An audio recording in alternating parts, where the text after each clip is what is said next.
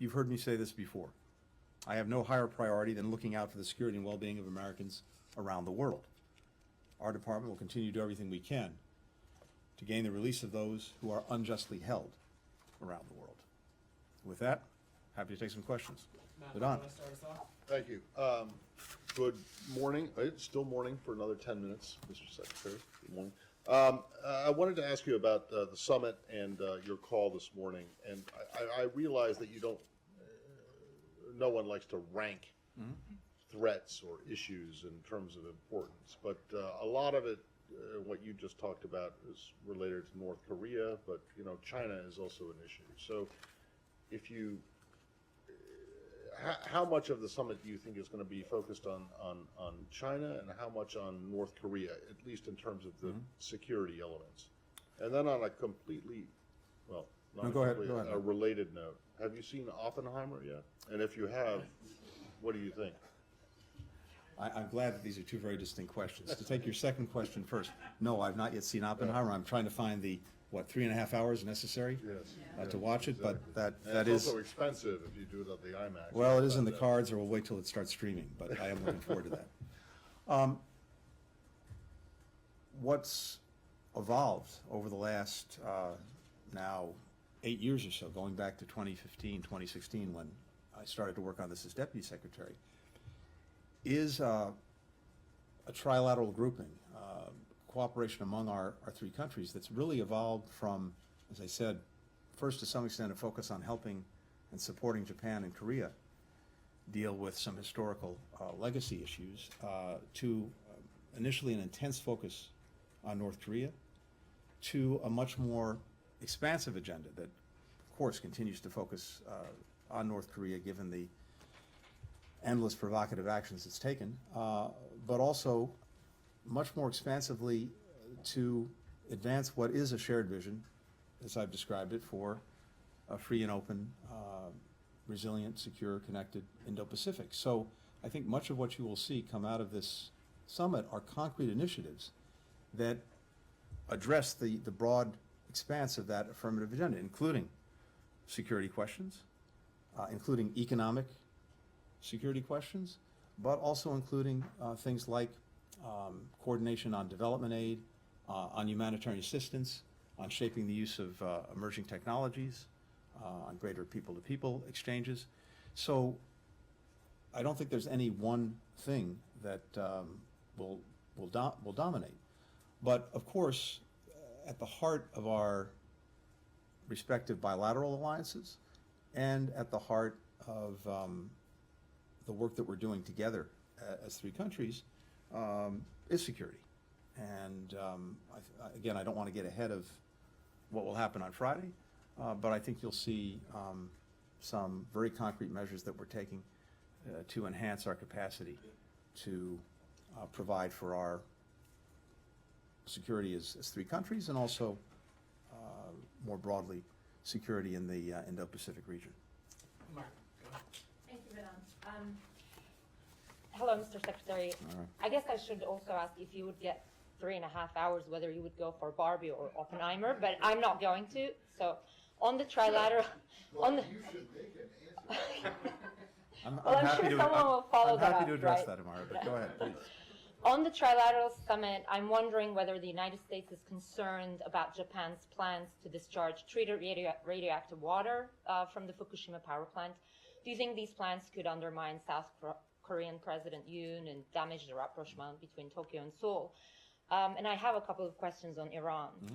The Wall Street Journal on Friday reported that Iran has slowed the pace at which it is accumulating near weapons-grade enriched uranium. Is this correct?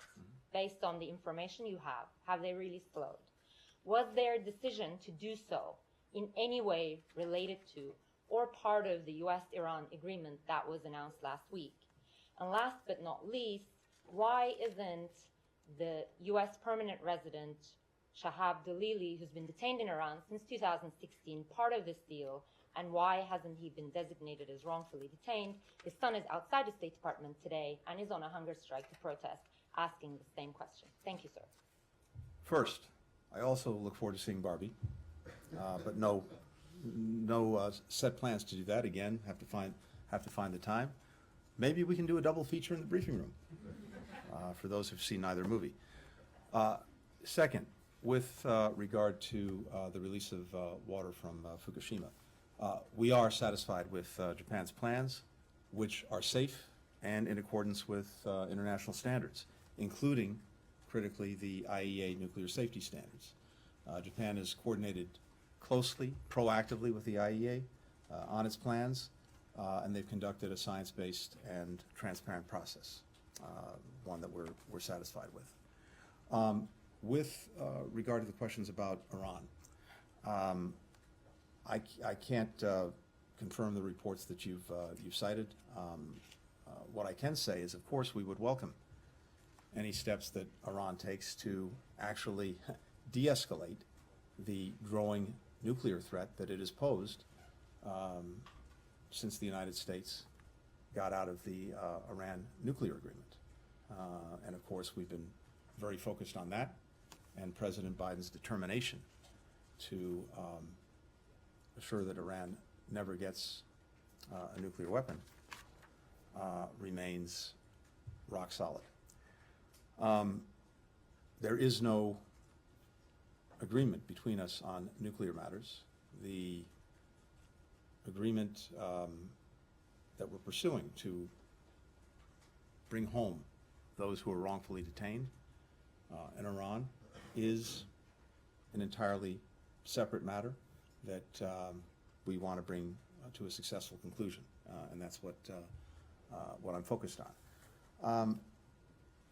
I think it's important to note that even as we have been pursuing this effort to bring our Americans home, we have continued to pursue very vigorously our efforts to counter a whole variety of actions being taken by Iran that we profoundly object to, and so do many other countries around the world. You see that in the continued implementation of sanctions against Iran. You see that in the steps that we've taken just recently to shore up our military presence in the Gulf to account for the Iranians trying to interfere with shipping. You see that in a whole variety of areas where we are pushing back against Iran's abuses of human rights, its destabilizing actions, its ballistic missiles, its funding of terrorism, the provision of drones to Russia for use in Ukraine. So there is a long list of things that Iran is engaged in, and a long list of actions that we continue to take to oppose what Iran is doing. Finally, the 5 Americans who have been moved from prison to home detention and who we expect to come home in the weeks ahead are Americans who've been found to be designated as wrongfully detained. We continue to look and will always continue to look at the situations, conditions of other Americans around the world who may be detained. I can't, for reasons of privacy, I can't talk about any individual cases. I can simply say that as a matter of policy, we're constantly reviewing whether any particular individual, whether an American citizen or a legal permanent resident who is incarcerated in another country, is wrongfully detained. And that, of course, triggers a whole series of actions and steps that we take to try to secure their release. Olivia, in the back.